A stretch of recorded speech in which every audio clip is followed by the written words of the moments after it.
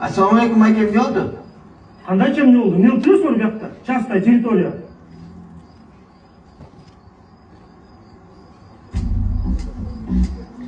Братан, шынын эле айтайлы. Как она есть? Тем чоң эле кишибиз да туурабы?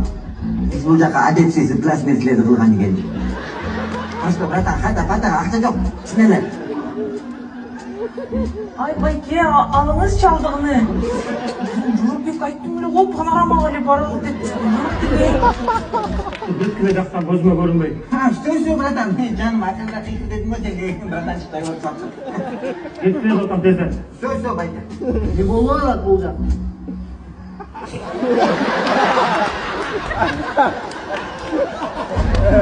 Мойнуңа алабыз, братан. Жаман болду. Ben bekliyorum.